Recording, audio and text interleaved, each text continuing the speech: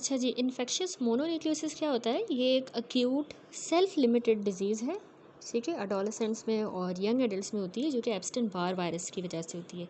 Main इसका causative agent एप्स्टेन Barr virus है, जो हमें पता है कि ये हर्पीज़ वायरस फैमिली से बिलोंग करता है, ठीक है? अब ये जो इन्फेक्शन है, याद रखिएगा, इसमें पेशेंट को फीवर होता है, सोर थ्रोट, ठीक है, जनरलाइज्ड लिम्फेडिनाइटिस। नंबर 2, उसमें हमें लिम्फोसाइटोसिस मिलती है एक्टिवेटेड CD8 टी सेल्स की, यानी कि लिम्फोसाइट्स का जो काउंट है वो इंक्रीज हो जाएगा CD8 टी सेल्स का।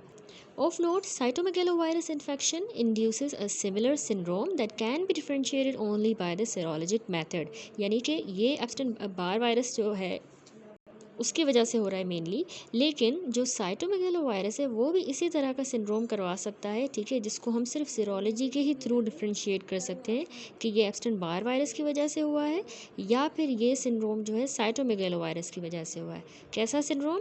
Fever, sore throat, generalized lymphadenitis and lymphocytosis of CD8 T cells. ठीक हो गया? उसके बाद कह रहा है कि एप्स्टेन बार वायरस एक यूबिक्विटस होता है in all human populations. Ubiquitous है यानी कि ये वायरस कहीं पे भी पाया जाता है और लार्ज पोर्शन ऑफ पॉपुलेशन को जो है ग्लोबली इन्फेक्ट करता है, ठीक है। तो डेवलपिंग वर्ल्ड में एप्स्टेन बार वायरस का इन्फेक्शन, याद रखिएगा, अर्ली चाइल्डहुड में नियरली यूनिवर्सल है, ठीक है। इवन तो इन्फेक्टेड जो चिल्ड्रन होते हैं वो इम्यून रिस्पॉन्स माउंट करेंगे, जो हम बाद में देखेंगे किस तरह, लेकिन मोस्ट जो है वो बच्चे एसिम्टोमेटिक ही रहते हैं और मोर देन हाफ जो है वो इसी वायरस को शेड करेंगे through usually for the life, ठीक है। एप्स्टेन बार वायरस को शेड करेंगे यानी कैरियर हो जाएंगे एक तरह से। Bye contrast in developed countries, ये बात होगी डेवलपिंग की। डेवलप्ड कंट्रीज़ में अब क्या होता है? With the better standards of hygiene, infection typically is delayed until adolescence or young adulthood, and symptomatic infection is much more common, ठीक है। तो सिम्टोमेटिक हो तो ज़्यादा सही है, उसको ट्रीट भी किया जाए, और एसिम्टोमेटिक में कैरियर स्टेट में तो वो ज़्यादा मुश्किल रहेगा, लेकिन अगर सिम्टोमेटिक है तो फिर अच्छी बात है, ठीक है। तो यहाँ पे कह रहा है कि डेवलप जो वर्ल्ड है वहाँ पे एडोलसेंस और जो यंग एडल्ट हैं उनमें ये इन्फेक्शन जो है डिलेड होता है, यानी चाइल्डहुड में ये इन्फेक्शन नहीं होता। जब तक कि वो बच्चा एडोलसेंस या यंग एडल्टहुड में आ जाए तब उसको इन्फेक्शन होगा और फिर वो इन्फेक्शन सिम्टोमेटिक होगा, ठीक है। अब कह रहा है for unclear reasons only about 20% of the healthy sero positive persons in the developed countries shed the virus, यानी 20% जो हेल्दी और सीरो पॉजिटिव पर्सन हैं जिनके सीरम में डिटेक्ट हुआ है ये वायरस, तो वो जो है इस वायरस को शेड करेंगे, लेकिन सिर्फ 50% जो हैं जो वायरस से एक्सपोज हुए हैं उनको इन्फेक्शन होगा, एक्वायर कर लेंगे, सिम्टम्स होंगे, ठीक है, लेकिन 20% सिर्फ जो है वो शेड करेंगे। तो उसके बाद थोड़ी सी इन्फेक्शियस मोनोन्यूक्लियोसिस की पैथोजेनेसिस है। इसमें बताया गया है कि याद रखिएगा इसकी जो ट्रांसमिशन होती है सीरो नेगेटिव की तरफ, यानी एक पेशेंट है जो सीरो पॉजिटिव है, उसको इन्फेक्शियस मोनोन्यूक्लियोसिस है, यानी कि एप्स्टेन बार वायरस के लिए वो सीरो पॉजिटिव है। अब दूसरे सीरो नेगेटिव में ये कैसे ट्रांसमिट करेगा? किसिंग कज़न, जिसको हम कह रहे हैं, usually involves direct oral contact, ठीक है। डायरेक्ट ओरल कॉन्टैक्ट से जो है स्प्रेड होती है। It is hypothesised that the virus initially infects the oropharyngeal epithelial cells, ठीक है। पहले ये क्या करेगा? पेशेंट के ओरोफेरेंजियल एपिथेलियल सेल्स को ही इन्फेक्ट करेगा, उसके बाद उसके अंडरलाइन जो लिम्फोइड टिश्यू होता है वहाँ तक स्प्रेड कर जाएगा, टॉन्सिल्स में और एडिनॉइड्स में, ठीक है। जहाँ पे हमें पता है ये लिम्फोइड ऑर्गन्स हैं हमारे, तो यहाँ पे मैच्योर बी सेल्स जो हैं उनको ये वायरस इन्फेक्ट कर लेगा, ठीक हो गया। तो अब बी सेल्स का अगर इन्फेक्शन हो गया तो अब दो फॉर्म्स हो सकती हैं, one of the two forms होंगी, दो में से कोई एक फॉर्म। कह रहा है कि माइनॉरिटी ऑफ द सेल्स में जो इन्फेक्शन है वो लाइटिक होगा, यानी कि वायरल की रेप्लिकेशन होगी और उन्हीं वेरियंट्स का फिर रिलीज़ होगा। मोर कॉमनली इन्फेक्शन जो है वो नॉन प्रोडक्टिव होता है और वायरस जो है सिर्फ लेटेंट फॉर्म में परसिस्ट करता है as a extra chromosomal episome, ठीक है। तो या तो लाइटिक होगा, वायरल रेप्लिकेट करेगा, वेरियंट्स बनेंगे, या फिर ये लेटेंट फॉर्म में जाके as a extra chromosomal episome ये बैठ जाएगा वायरस, ठीक है। तो कह रहा है कि बी सेल्स जो कि लेटेंटली इन्फेक्ट होंगे, जिनमें लेटेंट इन्फेक्शन हो रहा है एप्स्टेन बार वायरस के साथ, तो वो बी सेल्स एक्टिवेट होंगे और फिर प्रोलिफरेट करेंगे as a result of action of several viral proteins. These cells disseminate in the circulation, ठीक है, सर्कुलेशन में जाएंगे, वहाँ पे एंटीबॉडीज़ बनाएंगे with unusual specificities including the antibodies that recognize sheep, red, sheep red cells that are detected in diagnostic test for infectious mononucleosis।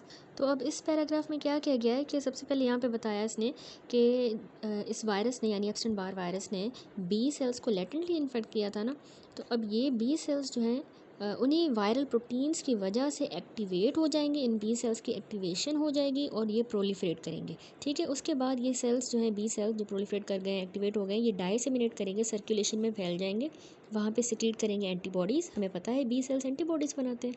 ठीक है, antibodies बनाएंगे विद अनयूजुअल स्पेसिफिसिटीज़। कैसी कि यानी ये एंटीबॉडीज़ शीप रेड सेल्स को भी रिकॉग्नाइज़ करती हैं, और यही तो वो टेस्ट होता है जिसको हम डायग्नोस्टिकली एब्स्टेन इस इन्फेक्शियस मोनोन्यूक्लियोसिस को डायग्नोस करने के लिए करते हैं। शीप रेड सेल्स हम डिटेक्ट करते हैं ना, जिसको हम मोनोस्पॉट टेस्ट या हेट्रोफाइल एंटीबॉडी टेस्ट भी कहते हैं। उसमें शीप के जो रेड सेल्स होते हैं, ब्लड होता है, या हॉर्स का रेड ब्लड सेल्स, उसके साथ हमने जो है पेशेंट की जो है एंटीबॉडीज़ के साथ रिएक्ट करवाते हैं। अगर उसमें क्लम्पिंग हो जाएगी, इसका मतलब है कि टेस्ट पॉजिटिव है। ठीक है, इसी तरह मोनोस्पॉट टेस्ट में भी यही होता है कि हेट्रोफाइल एंटीबॉडीज़ जो है वो डिटेक्ट होती हैं पेशेंट के ब्लड में by mixing their serum with the sheep और हॉर्स रेड ब्लड सेल्स। ठीक है, और अगर उस ब्लड में हेट्रोफाइल एंटीबॉडीज़ होंगी तो उसका मतलब है क्लम्पिंग हो जाएगी और ये टेस्ट पॉजिटिव आ जाएगा। ठीक है, उस क्लम्पिंग से पता चलता है।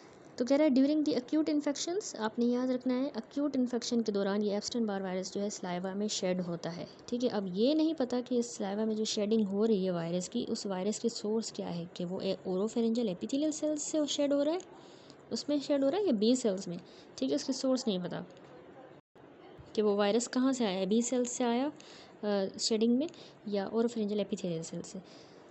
अब इन्फेक्शन हो गया है होस्ट को, अब होस्ट क्या करेगा, होस्ट के अपने जो टी सेल रिस्पॉन्स होगा ना, वो कंट्रोल करता है proliferation of Epstein Barr virus infected B cells and spread of the virus. ठीक है, उसको फैलने से कंट्रोल करने के लिए भी कि, और इसके अलावा उसकी जो एप्स्टेन बार वायरस से इन्फेक्ट हुए हुए जो बी सेल्स हैं उनकी प्रोलिफरेशन को कंट्रोल हमारे टी सेल करेंगे। होस्ट का टी सेल रिस्पॉन्स क्या होता है, early in the course of the infection जो IgM एंटीबॉडीज़ हैं वो बनती हैं वायरल कैप्सिड एंटीजेंस के अगेंस्ट। ठीक है, हमें पता है एक्यूट में IgM बनती है, बाद में जो सीरोलॉजिकल रिस्पॉन्स है वो शिफ्ट हो जाएगा IgG एंटीबॉडीज़ की तरफ, जो पूरी ज़िंदगी ही हमें पता है परसिस्ट करती हैं। ठीक है, more important in the control of the Epstein Barr virus positive B cell proliferation और साइटोटॉक्सिक CD8 टी सेल्स। ये सेल्स जो हैं साइटोटॉक्सिक CD8 टी सेल्स, ये हमारे इस वायरस की प्रोलिफरेशन को कंट्रोल करते हैं। ठीक है, इम्यूनिटी की तरह। तो virus specific CD8 T cells appear in the circulation. ठीक है, उनके अगेंस्ट जो बने हैं वो हमारे पास सर्कुलेशन में अपीयर होंगे as atypical lymphocytes, a finding that is characteristic of mononucleosis. यही जो है इस इन्फेक्शियस मोनोन्यूक्लियोसिस की कैरेक्टरिस्टिक फाइंडिंग है कि हमें एटिपिकल लिम्फोसाइट्स मिलते हैं। ये एटिपिकल लिम्फोसाइट्स होते क्या हैं, ये असल में CD8 टी सेल्स ही होते हैं, साइटोटॉक्सिक CD8 टी सेल्स, जो कि इस वायरस के कैप्सिड वायरस के प्रोलिफरेशन को कंट्रोल करने के लिए उसके अगेंस्ट बने हैं। ठीक है, इन अदरवाइज हेल्दी पर्सनस। अच्छा, उसके बाद क्या है, जो हेल्दी लोग होते हैं, हेल्दी पर्सनस में fully develop humoral and cellular responses to the Epstein Barr virus act as a brakes on the viral shedding. ठीक है, अगर उसका रिस्पॉन्स अगर अच्छा है तो वो वायरल शेडिंग नहीं होने देगा, ब्रेक की तरह एक्ट करेगा उस होस्ट की ह्यूमोरल और सेलुलर रिस्पॉन्स। मोस्ट केसेस में however small number of latently infected जो Epstein Barr virus positive B cells होते हैं वो इम्यून रिस्पॉन्स को एस्केप कर जाएंगे। ठीक है, उससे छुप के एस्केप कर जाएंगे और पूरी ज़िंदगी पेशेंट में जो है परसिस्ट करेंगे। आगे भी हम देखेंगे कि impaired T cell immunity places patients at high risk for Epstein Barr virus driven B cell proliferations. यानी आगे हम देखेंगे किस तरह अगर होस्ट की जो टी सेल इम्यूनिटी है, जो उसको एप्स्टेन बार वायरस को की प्रोलिफरेशन को कंट्रोल कर रही है, अगर उसकी टी सेल वाली इम्यूनिटी ही इम्पेयर हो गई है तो वो पेशेंट जो है हाई रिस्क पे वो आ जाएगा for Epstein Barr virus driven B cell proliferation. उसमें फिर ये प्रोलिफरेशन ज़्यादा हो जाएंगे क्योंकि उसको कंट्रोल करने वाले साइटोटॉक्सिक CD8 टी सेल्स ही नहीं बन पा रहे। ठीक है, अच्छा, उसके बाद आता है मॉर्फोलॉजी।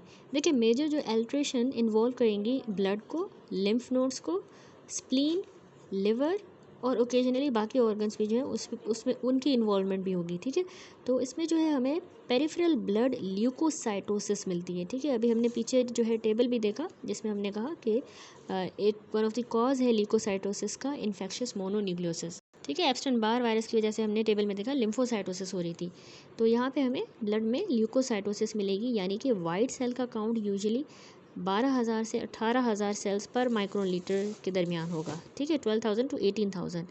ये typical more than half of these cells जो हैं वो लार्ज ए टिपिकल लिम्फोसाइट्स होंगे, जिस तरह मैंने आपको बताया ये हमें मिलेंगे एज अ डायग्नोस्टिक मार्कर। ठीक है, ए टिपिकल लिम्फोसाइट जो 12 to 16 माइक्रोमीटर डायमीटर के होंगे और उनमें ओवल, इंडेंटेड या फोल्डेड न्यूक्लियस पाया जाएगा और बहुत ज़्यादा एबंडेंट उनमें साइटोप्लाज्म होगा।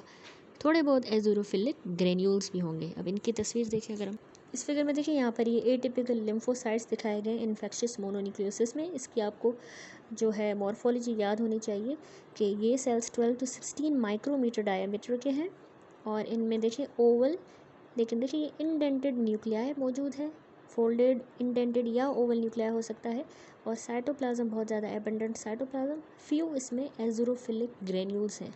ठीक है, तो अब इस तरह की ये एटिपिकल लिम्फोसाइट्स जो कि सफिशिएंटली डिस्टिंक्टिव हैं टू सजेस्ट द डायग्नोसिस, ये मेनली CD8 T सेल्स ही होते हैं। ठीक है, इन्हीं को हम एटिपिकल लिम्फोसाइट कह रहे हैं, CD8 T सेल्स हैं और इसी से हम डायग्नोसिस बनाते हैं इन्फेक्शियस मोनोन्यूक्लियोसिस की। उसके बाद अगला मॉर्फोलॉजी में लिम्फेडिनोपैथी, ये बहुत कॉमन होती है और मोस्ट प्रोमिनेंट है पोस्टीरियर सर्वाइकल, एक्सिलरी और ग्रोइन रीजन्स में लिम्फेडिनोपैथी होती है, यानी लिम्फ नोड्स टेंडर और इनलार्ज हो जाएंगे। जब हम उनकी हिस्टोलॉजिक एग्जामिनेशन करेंगे तो ये इनलार्ज जो नोड्स हैं ये फ्लडेड होंगे विथ एटिपिकल लिम्फोसाइट्स, यही इनमें सेल्स पाए जाएंगे जो ऑक्यूपाई कर रहे होंगे पैराकॉर्टिकल यानी टी सेल वाला एरिया। ठीक है, उसका पैराकॉर्टिकल एरिया नोड का। कुछ जो है वो रीड स्टर्नबर्ग सेल्स को ही रिजेंबल करेंगे, जो हम आगे सब्सिक्वेंट चैप्टर्स में देखेंगे कि रीड स्टर्नबर्ग सेल्स हमारे पास हॉजकिन लिम्फोमा का हॉलमार्क होता है, उसमें पाए जाते हैं। ठीक है, तो यहाँ पर इन्फेक्शियस मोनोन्यूक्लियोसिस में जब हम लिम्फ नोड्स की बायोप्सी कर रहे हैं और उसकी हिस्टोलॉजिक एग्जामिनेशन की जब हमने, तो उस पर हमें रीड स्टर्नबर्ग से मिलते जुलते सेल्स भी नज़र आए। ठीक है, और मोस्टली हमें एटिपिकल लिम्फोसाइट्स नज़र आए। अब क्योंकि ये इस तरह के एटिपिकल फीचर्स जो हैं हमें पाए जाते हैं, इसमें मिलते हैं, तो इसलिए फिर हमें कुछ स्पेशल टेस्ट जो हैं वो करने होते हैं। ठीक है, ताकि हम डिस्टिंग्विश कर सकें reactive changes of mononucleosis from lymphoma. ठीक है, इस तरह के रिएक्टिव चेंजेस ही हुए हैं, तो इनको लिम्फोमा से डिफ्रेंशिएट करने के लिए हमें फिर स्पेशल टेस्ट करने होते हैं। स्प्लीन की अब अगर बात करें इन्फेक्शियस मोनोन्यूक्लियोसिस में, तो ये इनलार्ज हो जाती है मोस्ट केसेस में, यानी इसका वज़न जो है 300 and 500 ग्राम के दरमियान होगा और इसमें जो है बहुत ज़्यादा हैवी इन्फिल्ट्रेशन हो जाएगी एटिपिकल लिम्फोसाइट्स की।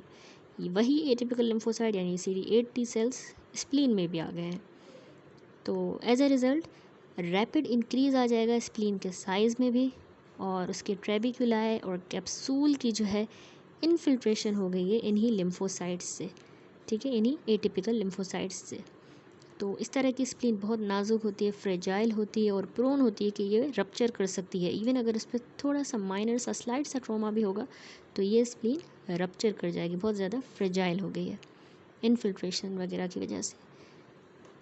लास्ट में है atypical lymphocytes usually also infiltrate the portal areas, और जो लिवर की साइनोसॉइड्स होती हैं उनको भी ये एटिपिकल लिम्फोसाइट्स इन्वेड करेंगे, इन्फिल्ट्रेट करेंगे। स्कैटर्ड एपोप्टोटिक सेल्स या फिर foci of parenchymal necrosis associated with lymphocytic infiltrate also may be present। यानी अब लिवर में हमें और क्या मिल रहा है, एक तो लिवर में भी ये टिपिकल लिम्फोसाइट यानी CD8 T सेल्स आ गए हैं, पोर्टल एरियाज को इन्फिल्ट्रेट कर दिया, साइनोसॉइड्स को। इसके अलावा हमें लिवर में स्कैटर्ड एपोप्टोटिक सेल्स मिल रहे हैं, थोड़ा बहुत जो है नेक्रोसिस के पैरेन्काइमा में फोकाई मिल रहे हैं, लिवर पैरेन्काइमा में, और साथ में लिम्फोसाइटिक इन्फिल्ट्रेट भी मिल रहा है, लिम्फोसाइट्स। ठीक है, तो ये आपको याद आ गया होगा कि ये पिक्चर जो है बिल्कुल रिजेंबल कर रही है वायरल हेपेटाइटिस से। ठीक है, तो ये मुश्किल हो जाता है कि हम इसको other form of viral hepatitis से डिफ्रेंशिएट करें इन्फेक्शियस मोनोन्यूक्लियोसिस में जो लिवर की पिक्चर हमें मिल रही है। ठीक हो गया। उसके बाद नेक्स्ट वीडियो से हम इंशाल्लाह क्लिनिकल फीचर्स से कंटिन्यू करेंगे।